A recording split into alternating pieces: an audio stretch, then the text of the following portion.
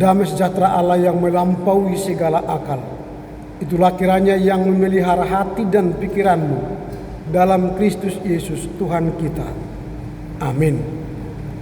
Firman Tuhan yang akan kita dengar dalam rangka kebaktian triwulan Persekutuan Apostol Bulung Rasot hari ini di GKPA Batam, tertulis dalam kitab Injil menurut Yohanes pasal 15 ayat pertama hingga ke-8. Saya akan baca dari Alkitab terjemahan baru 2. Demikian tertulis, pokok anggur yang benar. Akulah pokok anggur yang benar, dan Bapakkulah tukang kebunnya. Setiap carang padaku yang tidak berbuah dipotongnya, dan setiap orang yang berbuah dibersihkannya, supaya ia lebih banyak berbuah. Kamu memang sudah bersih karena firman yang telah kukatakan kepadamu. Tinggallah di dalam aku dan aku di dalam kamu. Sama seperti carang tidak dapat berbuah dari dirinya sendiri kalau ia tidak tinggal dalam pokok anggur. Demikian juga kamu tidak berbuah jikalau kamu tidak tinggal di dalam aku. Akulah pokok anggur dan kamulah carang-carangnya. Siapa yang tinggal di dalam aku dan aku di dalam dia, ia berbuah banyak. Sebab di luar aku kamu tidak dapat berbuat apa-apa. Siapa yang tidak tinggal di dalam aku, ia dibuang keluar seperti ranting dan menjadi kering, kemudian dikumpulkan orang dan dicampakkan ke dalam api, lalu dibakar. Jikalau kamu tinggal di dalam aku dan firmanku tinggal di dalam kamu, mintalah apa yang kamu kehendaki, maka akan diberikan kepadamu. Dalam hal inilah Bapakku dimuliakan, bahwa kamu berbuah banyak dan menunjukkan kamu adalah murid-muridku. Demikian firman Tuhan. Horas. Tadi MC mengatakan, bagaimana kabar?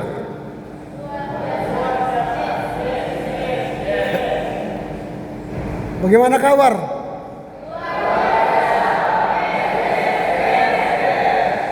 Ya, kalau orang Indonesia memang selalu menggambarkan kabarnya luar biasa. Kalau bahasa Inggris apa terjemahannya, bagaimana kabar? How are you? Jawabnya apa? I am fine. How are you? How are you? I'm fine. Not you say I'm great man. I'm just fine. Bahasa Indonesianya, saya baik-baik saja. Bukan luar biasa. Mengapa? Tema kita hari ini dikenal dari buahnya. Dikenal dari buahnya.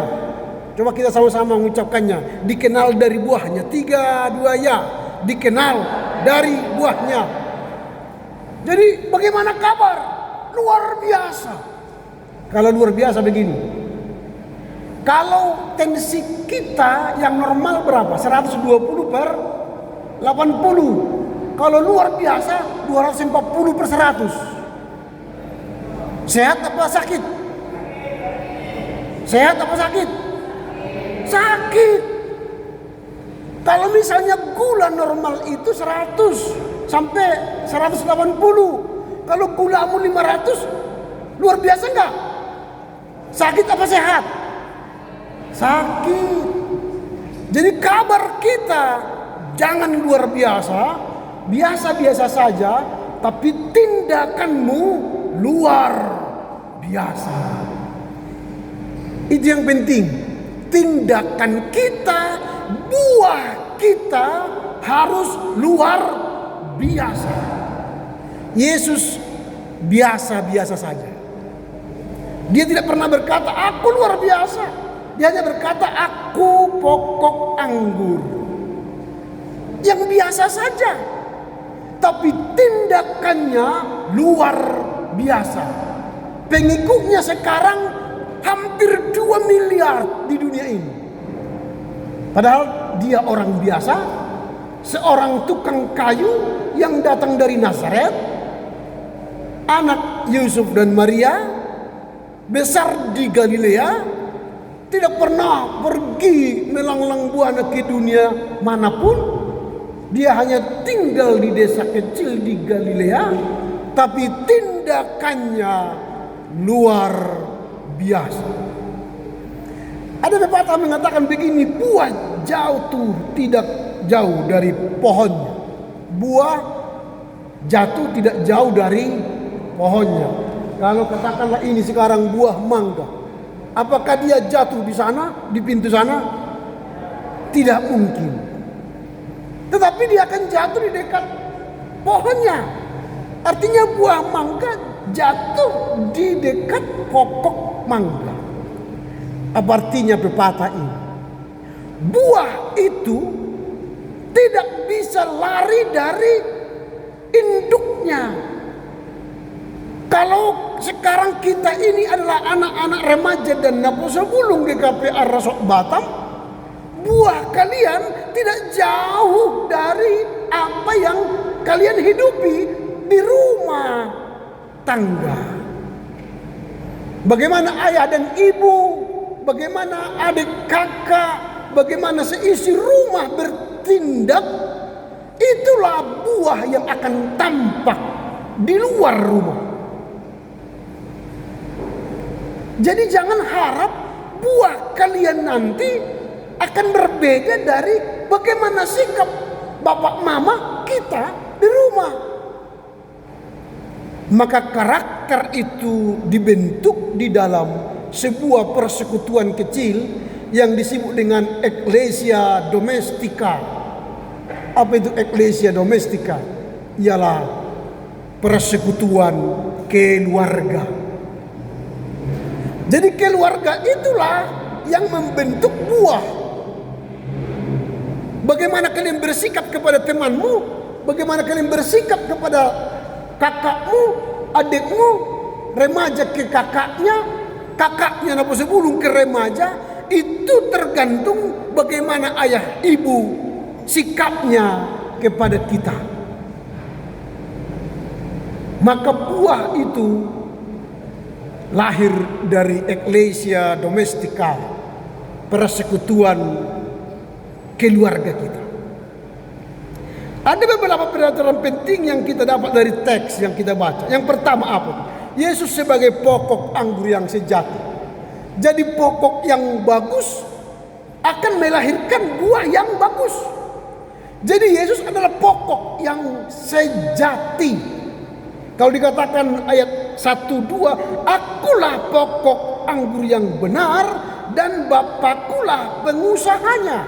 Jadi pokoknya Yesus, pengusahanya yang mengatur adalah Bapa. Ini menarik nanti untuk kita lihat kepada buah. Kita dikenal dari buah kita. Apa yang kita keluarkan, kata, sikap, tingkah laku kita harus lahir dari pokok yang benar. Kalau kita bahasakan ini sekarang, harus lahir dari ajaran yang benar. Kalau ayah ibu kita mengajar kebenaran kepada kita, maka kita akan berbuah benar. Kalau gereja mengajarkan kebenaran, maka napo sebulung dan remaja akan lahir berbuah dengan kebenaran. Tapi kalau pokok yang sejati itu tidak ada di rumah kita, tidak ada di persekutuan remaja dan napo sebulung, bagaimana mungkin kita berbuah yang baik dan benar? Maka kalau Yesus berkata, akulah pokok anggur, maka kita harus belajar jadikan Yesus pokok, sumber buah yang akan kita hadirkan dalam hidup kita. Itu yang pertama. Yang kedua, tinggallah di dalam Kristus sebagai syarat berbuah. Jadi kalau ini misalnya pokok, tidak mungkin ini berbuah kalau ini lepas dari batang, nggak mungkin berbuah ini. Karena terputus makanan, sari buah, sari daun ke dalamnya. Karena dia terputus, tapi dia akan berbuah atau mekar jadi bunga selama dia tinggal di dalam pokok yang benar. Jadi remaja, pemuda, napo sebelum GKP Arasok Batam tidak akan mungkin berbuah yang benar dan lebat jika kalian tidak berada pada pokok yang benar, yaitu Yesus Kristus.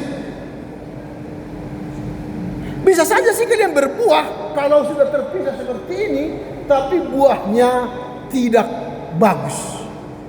Hanya bertahan sementara, menghabiskan energi yang ada di sini, lalu dia layu dan mati. Kalau dia tidak berbuah, tadi di teks, buanglah ke jalan dan bakar.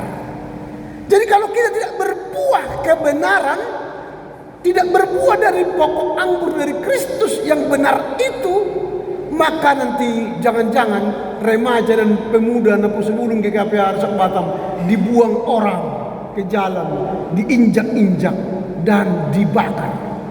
Artinya tidak melahirkan buah generasi yang unggul melayani dalam kebersamaan.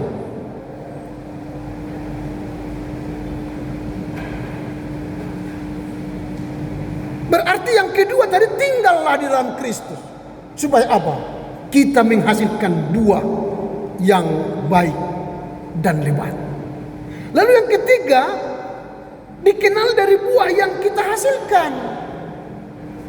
Ada orang yang berkata selama di persekutuan Dapu Sebulung remaja, dia tampak seperti malaikat. Ibadahnya, nyanyiannya, tindakannya selama ibadah luar biasa, seperti dia sudah dekat surga, dekat bersama malaikat Tuhan. Tapi pulang dari persekutuan triwulan PNR ini, sampai di rumah kerjanya melawan orang tuanya. Itu bukan buah yang dihasilkan dari persekutuan dengan Kristus. Jadi buah yang benar itu dikenal dari hasil yang kita lakukan. Jadi pulang nanti dari gereja ini, remaja bertindak baik kepada orang tuanya, adik kakaknya, namun sebelum bertindak baik kepada orang di sekitarnya, di kantor, di perkuliahan, di sekolah, di rumah. Itu buah yang harus kita lahirkan dari kehidupan kita.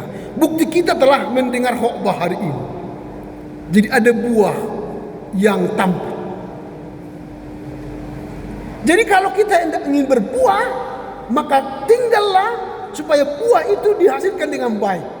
Persoalannya begini, bagaimana dia mau berbuah selama di gereja dia bukan mendengar khotbah dan sabda Tuhan, tetapi mulutnya komak kamit bicara kiri kanan dengan temannya. Tengoklah dia ini, masih ngobrol dia. Makan masih ngobrol dia. Gimana nanti kau baru menghasilkan buah yang baik? Firman Tuhan pun tak kau dengar. Gimana kau mau tinggal dalam Kristus? Mulutmu aja ngobrol-ngobrol sejak dari tadi ku tengok. Bagaimana kita mau menjadi jemaat? Napa sepuluh remaja yang berbuah kebenaran, muncung kita pun ngobrol-ngobrol. Gak boleh gitu. Datang ke gereja, tinggal di dalam Kristus, artinya mulut kita, hati kita, pikiran kita harus bersama Kristus. Kalau masih ngobrol, keluar aja. Ada 3 pintu ini. 1, 2, 3, 4, 5 pintu. Keluar. Kalau tidak mau berbuah yang dikenal Tuhan. Ini penting supaya pembentukan karakter remaja dan pemuda bukan asal-asalan. Kita hadir di sini disuruh orang tua kita, ditugaskan oleh gereja kita untuk dengar sabda Tuhan yang membentuk kita supaya tinggal di dalam Kristus, supaya hadir buah tindakan kita yang bermanfaat. Kalau tidak ada guna khotbah ini, tak usah datang.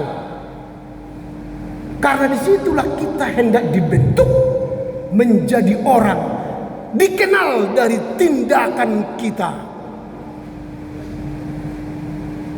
Ini penting, dikenal dari buah yang kita hasilkan.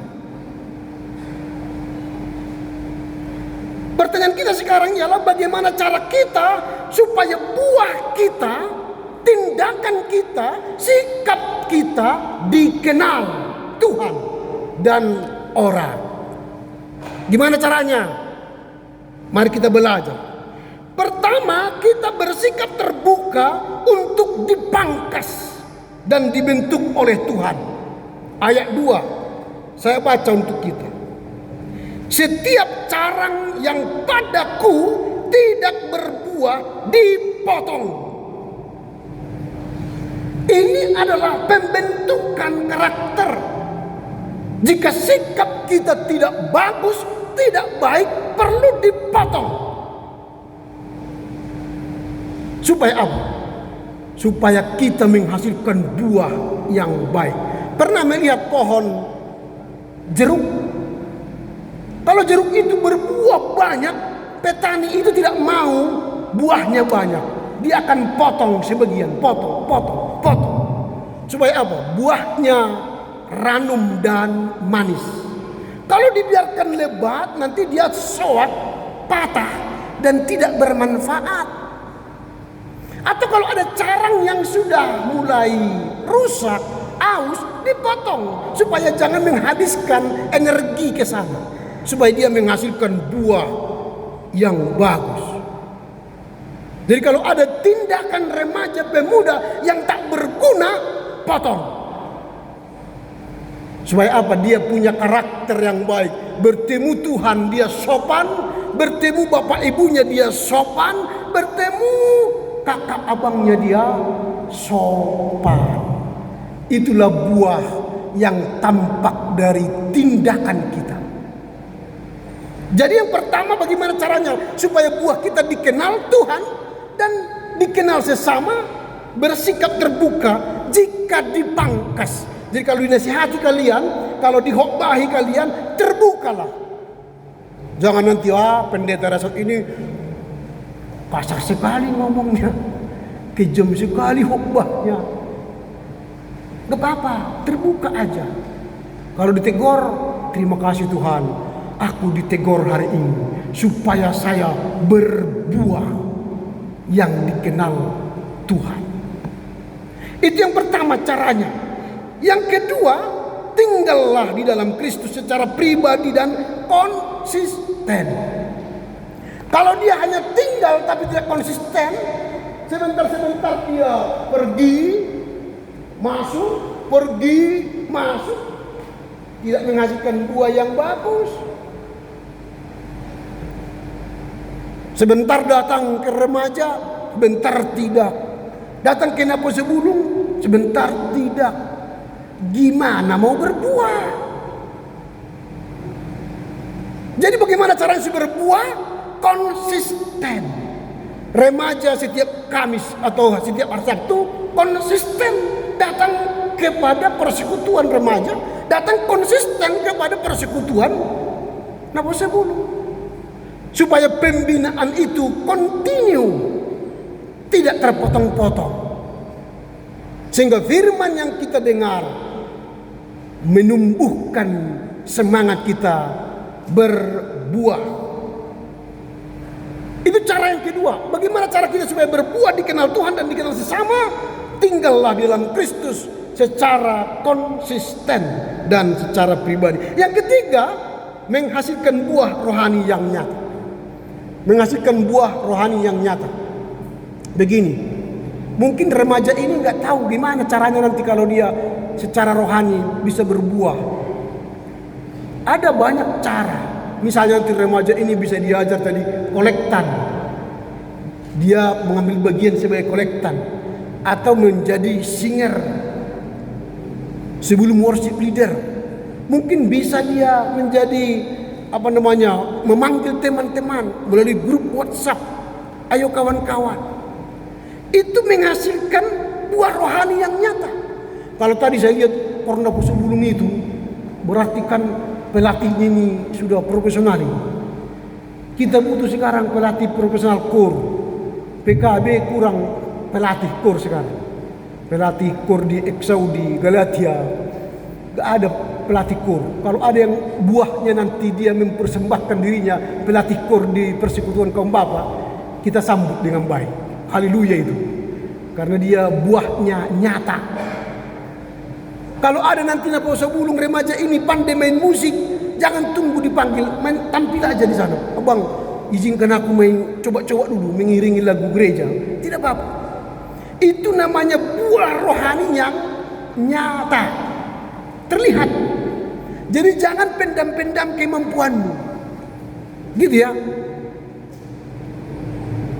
Ini kemampuan mereka ini masih ngobrol ini. Ya, baju kuning ya. Saya ngobrol dulu sebentar ya. Nanti setelah ini kau aja ngobrol gak apa-apa.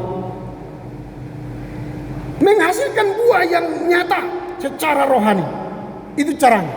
Jadi kita dengar sabda Tuhan, harus ada tindakan yang nyata sebagai buah rohani yang setiap hari kita mendengar sabda Tuhan, setiap ibadah remaja Napa sebelum kita dengar sabda Tuhan ada buah yang nyata. Yang terakhir, udah berapa menit ini? Udah lebih dari 21 menit ya. Terakhir ini, supaya kita makan roti nanti. Disediakan roti ya, snack ya. Kalau makan malam nanti dari rumah ya. Tapi kalau snack nanti terimalah dari kakak-kakak kita roti kalau ada. Tadi sudah kuintip tadi ada.